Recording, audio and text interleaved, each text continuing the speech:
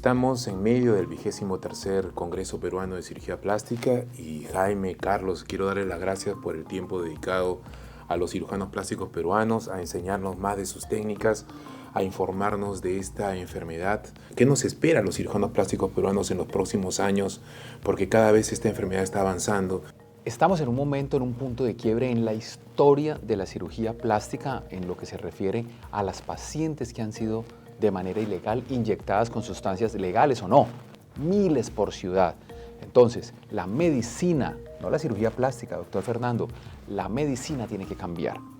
El médico general tiene que aprender a diagnosticar. Los médicos de diferentes especialidades tienen que aprender a lidiar. Un ortopedista que va a hacer un reemplazo de cadera en una paciente que tiene biopolímeros en la vía de acceso, el ginecólogo, el proctólogo, el neurocirujano que trata a una paciente con dolor de espalda. En todos los países del mundo tenemos que aprender a manejar los pacientes antes, durante y después de la cirugía. Esto es un universo entero que apenas se está abriendo, ¿no, doctor Jaime? Estamos aprendiendo, estamos transmitiendo lo poco que hemos aprendido en estas últimas 2 décadas de manejar pacientes en este tema. Y entonces la parte inmunológica, que la maneja muy bien el doctor Pachón, la parte quirúrgica, la parte reconstructiva de esos pacientes que los destruimos en la resección de tejidos enfermos, pues estamos aplicando lo mejor de los 2 mundos, la cirugía plástica reconstructiva y la cirugía plástica estética. El problema debe ser resuelto no solamente desde el punto de vista médico, sino es multisectorial. ¿Cuál es la experiencia en Colombia? ¿A dónde han llegado? Este es un problema de salud pública y esta es la enfermedad del milenio. Es una enfermedad creada por el hombre. Es como la bomba atómica, es cosas que se crearon con un fin y terminaron siendo un desastre. Entonces, nosotros que queremos tratar de resolver parte de ese desastre, lo que hacemos es trabajar en políticas de salud pública. Con Carlos Alberto hemos tenido la oportunidad de trabajar con diferentes personas del Senado, en el caso de Carlos con la senadora Norma Hurtado, yo he trabajado con la doctora Beltrán del Ministerio y se ha logrado por primera vez en la historia tener un comité de expertos que sacó unas conclusiones y próximamente una guía práctica. Pues obviamente la repetición es la madre del aprendizaje y si nosotros no formamos a nuestros colegas, pues entonces ¿quién?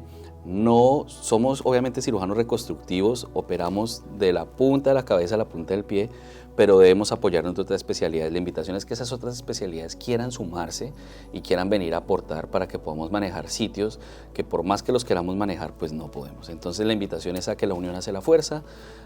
Uno de los paradigmas que hay que romper en esta enfermedad es el no hacer nada, ¿no? El mejor no tocar. Existen reportes en la literatura médica de pacientes con complicaciones 60 años después de la inyección de una sustancia.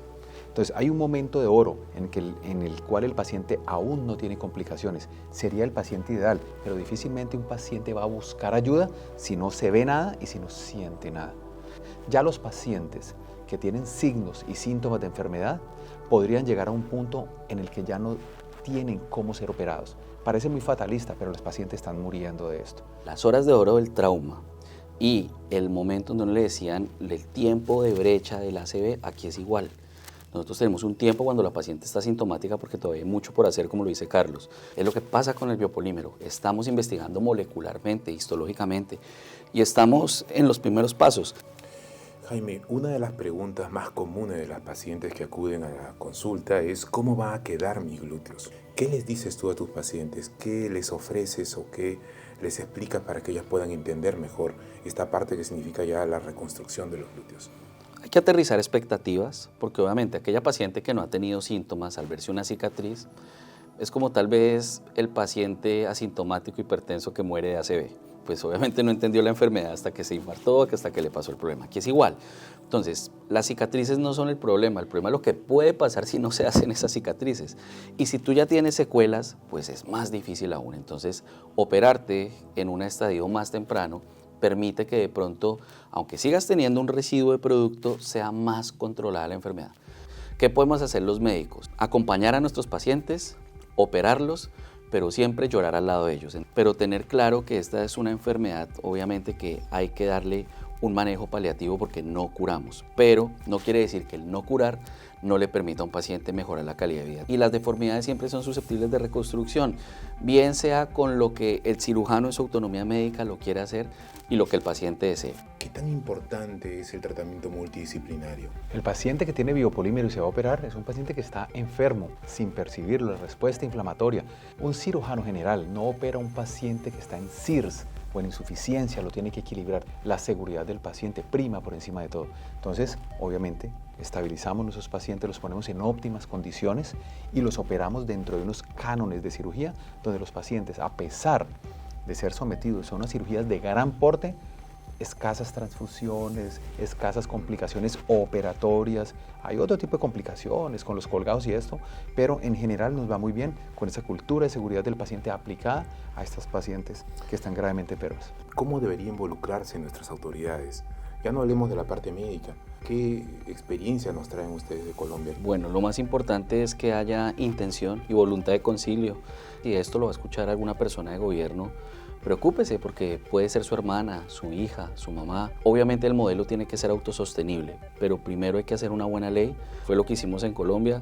Existe la necesidad imperativa de cuidar de estas pacientes. Estamos hablando de un segmento importante de la población. Los gobiernos tienen que darle la cara, saben, conocen que existe el problema, pero yo creo que llegó la hora, estamos en el momento justo en que pongan la mano para ayudar a su población.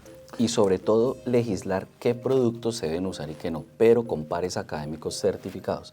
¿Algún mensaje final para nuestros pacientes, para nuestros colegas? Bueno, para los pacientes, que lo barato sale caro. Cirugía plástica es con cirujano plástico. Siempre busquen la institución, el profesional y el producto indicado.